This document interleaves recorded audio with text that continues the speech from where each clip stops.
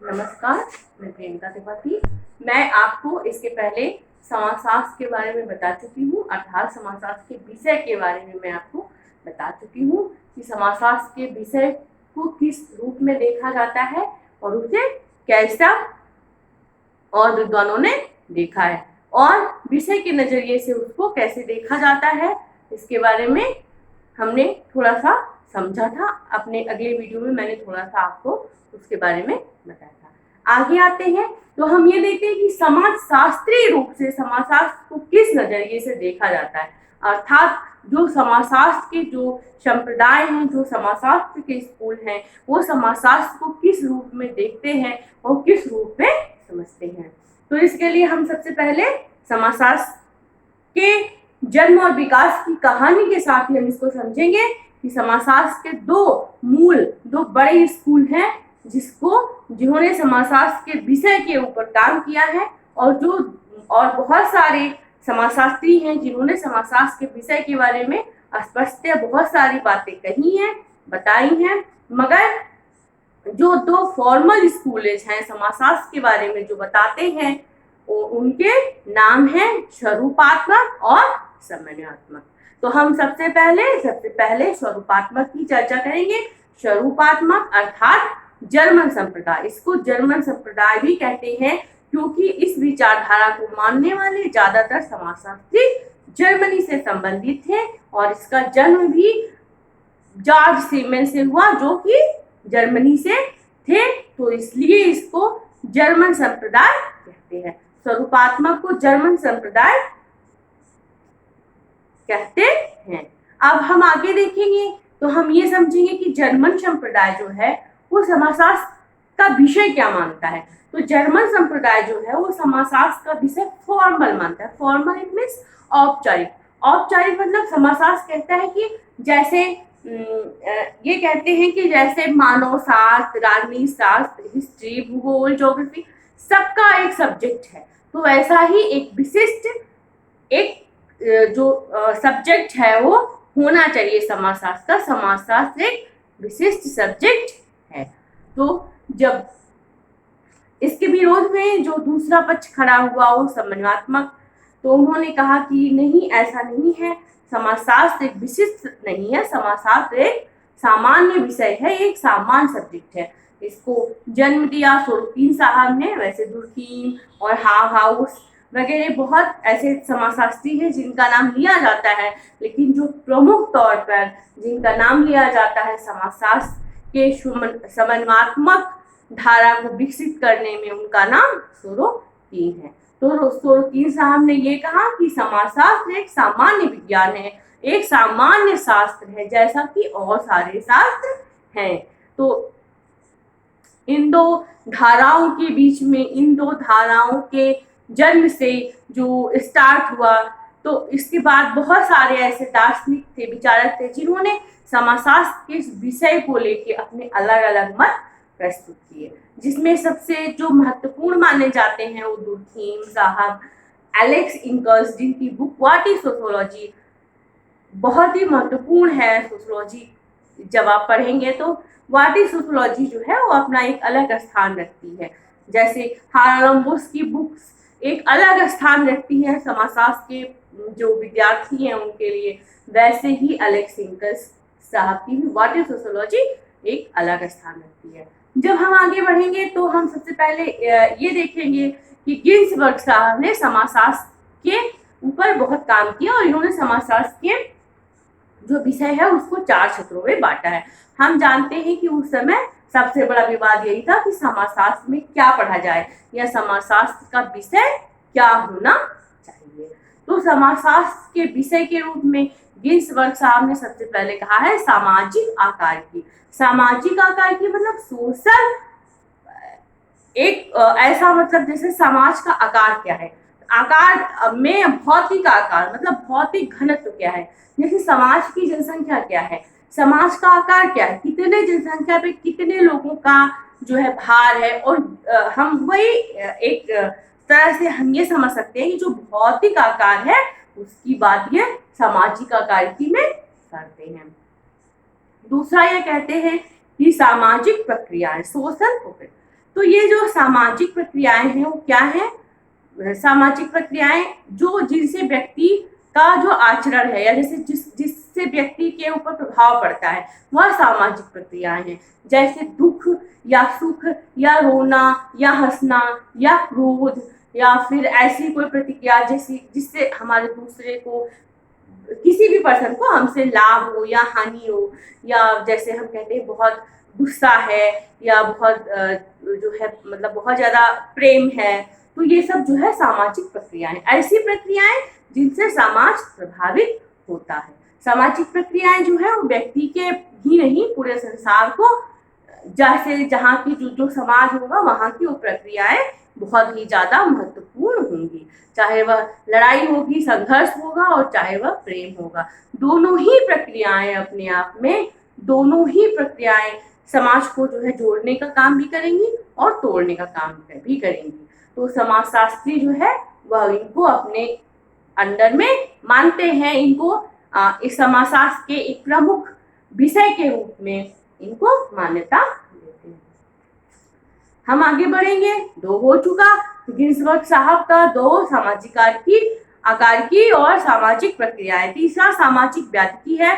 व्याधिकी अर्थात जो समाज में बुराइयां हैं या जो समाज में ऐसे तत्व हैं जो किसी का विघटन, हम एक तरह से डिसऑर्गेनाइजेशन कह सकते हैं, जो समाज को विघटित करते हैं, किसी भी रूप में जो समाज को प्रभावित करते हैं, वह सामाजिक व्याधिकी है, सामाजिक डिसऑर्गेनाइजेशन है।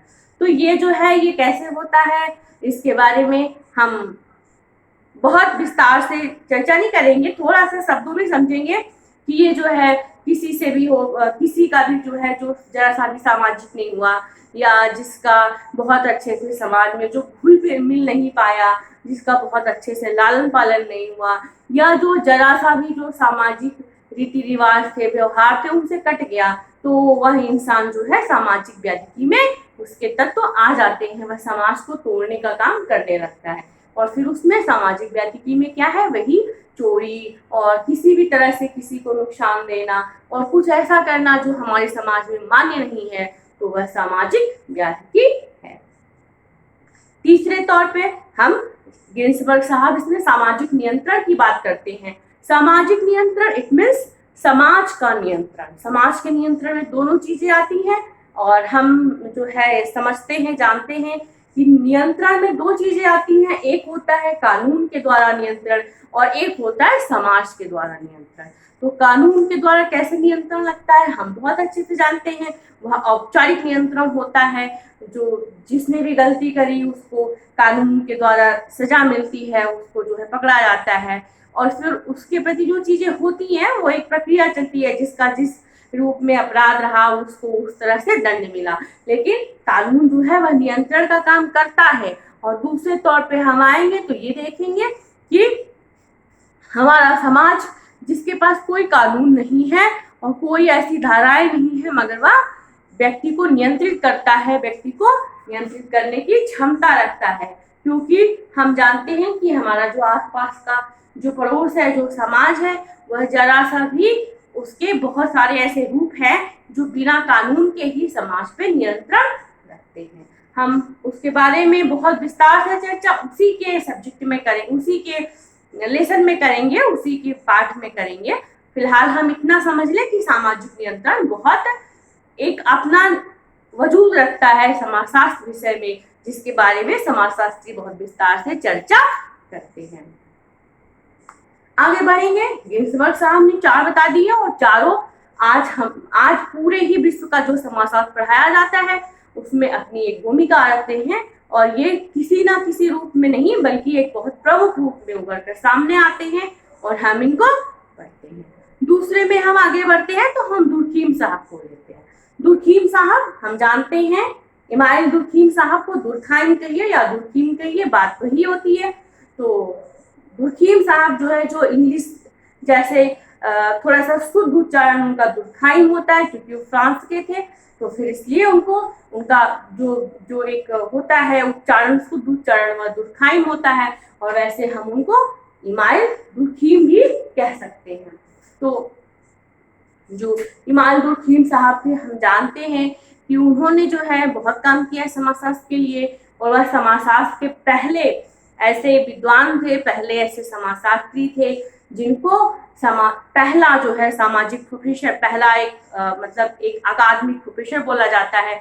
उन्होंने समाजशास्त्र को प्रतिस्थापित किया, समाजशास्त्र के लिए बहुत काम किया, और उन्होंने उनका एक मतलब जब वो आए समाजशास्त्र में तो एक ऊहापोह की स्थिति थी, और जो है ये मतलब था कि समाजशास्त्र का कोई विषय नहीं है। तो उन्होंने जो है सबसे पहले जो है एक, ऐसे तो हम ये जानते हैं कि सब जितने भी दार्शनिक आए, जितने भी समाजशास्त्री आए, सब पहले दार्शनिक थे, सबने पहले दर्शन को पढ़ा था। और हम ये भी जानते हैं कि उस समय जो है दर्शन का बहुत ज्यादा बोलबाला था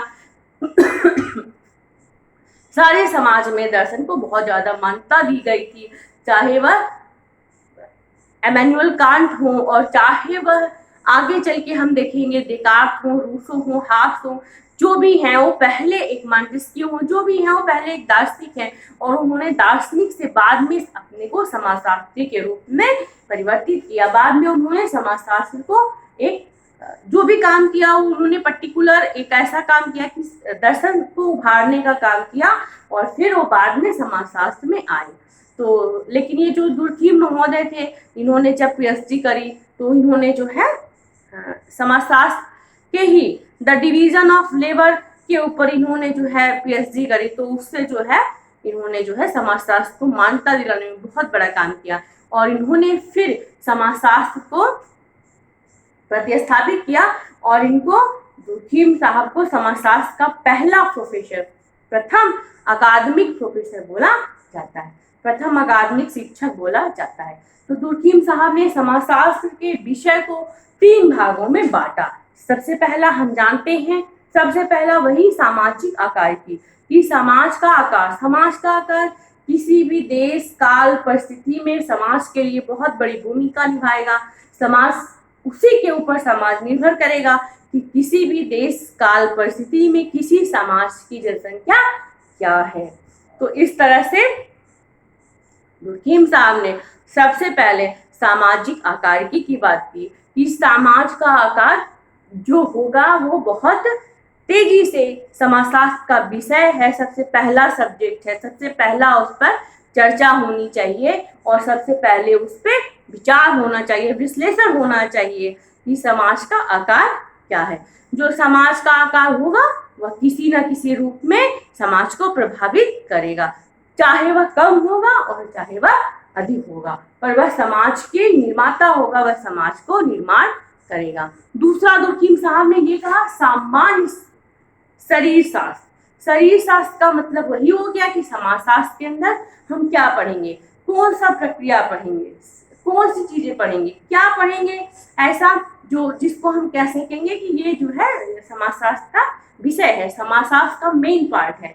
तो उसमें जो है सामान्य शरीर शास्त्र में उन्होंने जो प्रक्रियाएं हैं उनको रखा है, और सामान्य शरीर शास्त्र सामाजिक आकार की, और सामान्य शरीर शास्त्र के अंतर्गत इन्होंने इन सब चीजों को रखा।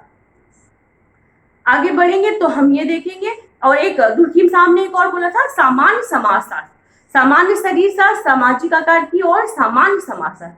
सामान्य समाजशास्त्र का मतलब ये है कि समाजशास्त्र को सामान्य रूप से विकसित होने दिया जाए, और जो बहुत ज्यादा उसके ऊपर ऐसी चीजें ना थोपी जाएं जो उसका विषय नहीं है, और पांडित्य के चक्कर में उसके ऊपर लाद दिया गया है।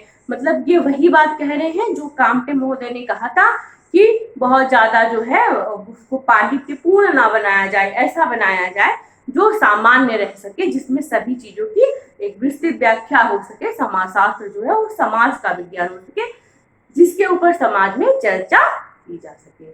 तो ये दुर्खीम साहब का हो गया। और जब हम आगे बढ़ेंगे तो हम अब ये देखेंगे कि केरन्स महोदय जो बहुत इंपॉर्टेंट है, उन्होंने 5 बताए हैं, लेकिन हम उसके लिए बहुत विस्तार में नहीं जाएंगे क्योंकि वो यही बातें कहते हैं, बस थोड़ा सा जो है उनके शब्दों में जो है उलट पुलट हो जाता है, पर वो विषय यही बताते हैं, और जो हम अब तक जिनकी हमने चर्चा करी है वो यही बातें बताते हैं। तो हम आगे बढ़ते हैं, जिन दार्शनिकों ने थोड़ा सा भी अलग बताया है हम उनके बारे में बहुत विस्तार से समझने की कोशिश करेंगे। तो जब आगे बढ़ेंगे तो हम ये देखेंगे कि वार्ड साहब ने ये कहा वो थोड़ा अलग हट गया है और उन्होंने दो तरह के समाजशास्त्र की बात करी। समाजशास्त्र के विषय को उन्होंने दो रूप दिए, एक व्यवहारिक समाजशास्त्र और दूसरा शुद्ध समाजशास्त्र। व्यवहारिक समाजशास्त्र जो है वो क्या है, जो व्यवहार में आता है उसके विषय को, उसकी जब हम चर्चा करते हैं या जो आता है एक व्यवहारिक समाजशास्त्र के अंतर्गत हम उसकी जब पढ़ाई करते हैं तो वह जो है व्यवहारिक समाजशास्त्र है। और जब हम पढ़ते हैं जैसे शुद्ध समाजशास्त्र का मतलब ये है प्योर समाजशास्त्र, प्योर सोशियोलॉजी।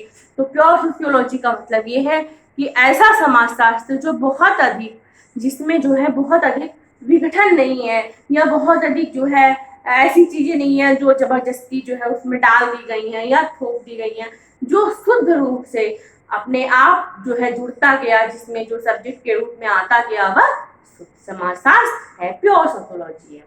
आगे बढ़ेंगे और हम ये देखेंगे जो है मैनहीम साहब का देखेंगे। कार्ल मैनहीम साहब ने भी थोड़ी अलग व्याख्या दी है, ऐतिहासिक और व्यवस्थित समाजशास्त्र।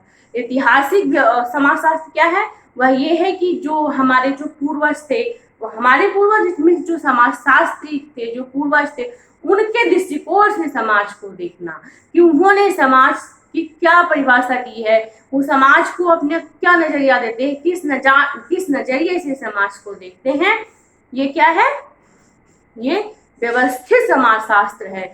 और जब हम और आगे आएंगे तो हम ये देखेंगे कि जब हम दूसरे टॉपिक पे आएंगे तो हम ये देखेंगे कि व्यवस्थित समाजशास्त्र जब हम पूर्वजों की बात करते हैं कि पूर्वजों ने क्या कहा है और किस आधार पे उन्होंने व्याख्या करी है, तो ये तो ऐतिहासिक समाजशास्त्र है। और जब हम इस पे आते हैं कि पूर्वजों ने जो बोला है उसको पूरी तरह से मान लें या हम पूरी तरह से उसको व्याख्यायित करें, उसके बाद जो समाज का निर्माण हुआ वह व्यवस्थित समाजशास्त्र है। कि समाजशास्त्र के जो भूमिका बढ़ी, जो आगे बढ़ी, तो उसमें जो है इन्होंने किस रूप में समाजशास्त्र को व्याख्यायित किया और हमने समाजशास्त्र कैसे खुद को, हम जानते हैं समाजशास्त्र नया विषय है तो उसने खुद को कैसे स्टेब्लिश किया और समाजशास्त्र कैसे व्यवस्थित हुआ, तो ये जो है ये व्यवस्थित समाजशास्त्र के अंतर्गत आता है। अब हम ये देखेंगे इसमें बहुत सारे विद्वानों ने अपनी अलग अलग बातें कही हैं। इंक्लेश जी का जो है बहुत तीन उन्होंने भी कहे हैं और उनका भी ऐसे ही है, मेन ही है, उनके लिए भी बस यही कहा जाता है कि सामान्य शरीर शास्त्र और चीजें वही हैं, उनके भी कुछ भी अलग नहीं है और उन्होंने भी यही चीजें जो है व्याख्यायित करी है कि समाजशास्त्र जो है सेम टू सेम जो है वही है, जो है कि सामाजिक आकार की है और सामाजिक व्याधि की है और जो है जो समाज का जो संबंध है व्यक्ति से समाज से, उसके बारे में जो है चर्चा करनी है। आगे बढ़ेंगे और जर्मन दार्शनिक जो है फर्डिनांड टानीस पे आएंगे। फर्डिनांड टानीस का नाम आपने सुना होगा। उन्होंने वैसे तो समाजशास्त्र के तीन विषय बताते हैं पर उन्होंने समाज की व्याख्या, जिसके लिए मतलब उनकी जो है बहुत जो है एक हम कह सकते हैं कि वो एक प्रतिष्ठित समाजशास्त्री बन के एक अपना मतलब एक वजूद रखते हैं समाजशास्त्र में। और तो उनका जो है वो ये दर्शन है कि समुदायात्मक समाजशास्त्र और गैसेसॉफ्ट और जैमनसॉफ्ट और समितात्मक समाजशास्त्र। तो जो समुदायात्मक है वह समाज जो है, जो हमारा समाज है उसके समूहों से उसका निर्माण होता है और वह उसकी समूहों से ही जो है बना होता है। तो जो उसकी जो जिंदगी होती है, जो जीवन शैली होती है, वह जैसे समुदाय की जीवन शैली होती है उससे प्रभावित होती है। और जो समितात्मक होता है वो जैसे एक समिति होती है, तो समिति के संबंध जैसे होते हैं कि आज बने और फिर वो एक रूल के उस बेस पे आधारित होते हैं और टूट जाते हैं, तो फिर उस आधार पे जो है समितात्मक समाज बनते हैं। अब जो समाजशास्त्र का विषय है उसमें बहुत सारी चर्चाएं हुई हैं, बहुत विस्तार से उसको समझाया गया है और बहुत जो है जितने भी समाजशास्त्री हैं सबका अलग अलग मत है और सबकी अलग अलग जो है एक हम कह सकते हैं कि सबका अलग अलग मत विचार है, सबके मतों में जो है विभिन्नता है, कोई किसी की बात करता है तो कोई जो है किसी की बात करता है, मतलब कि एक दूसरे से मिलता हुआ जो ये, लेकिन ये जो भी कहते हैं वो एक दूसरे से मिलता हुआ होता है। ये ऐसा कुछ भी नहीं कहते हैं जो एक दूसरे से मिलता हुआ ना हो, क्योंकि समाज का जो है, जो हमारा समाज है उसका विषय ही सामाजिक संबंधों की वार्ता है। हम पहले ही जो है समझ चुके हैं कि समाज जो है बस सामाजिक संबंधों की बात है। आप उसको किसी भी रूप में कहिए, चाहे सामाजिक, चाहे समूह के रूप में कहिए, चाहे प्रतिनिधानों के रूप में कहिए, चाहे क्रिया के रूप में कहिए, और चाहे जो है किसी भी रूप में कहिए, समाजशास्त्र जो है वह सामाजिक संबंधों की ही वार्ता है। तो इसलिए जो है, जो समाजशास्त्र का विषय होगा वह जरूर सामाजिक प्रक्रियाओं से ही मिलता जुलता रहेगा। ऐसी प्रक्रियाएं जो समाज में अपना एक अलग महत्व रखेंगी और जो समाज को किसी न किसी तरीके से निर्देशित करेंगी। तो आज जो है मैं आपको ये जो है इसको और मैटर का सेकेंड पार्ट पढ़ा रही हूँ, और थर्ड में फिर मैं आपको जो है मैं आपको और आगे बढ़ूंगी, और मैं जो है समाजशास्त्र के अध्ययन के उपयोगी, और जो आपका थर्ड जो मैं अब आपका मैं चैप्टर वाइज फिर स्टार्ट करूंगी। आपने मुझे बहुत ध्यान से देखा, सुना और समझा। धन्यवाद।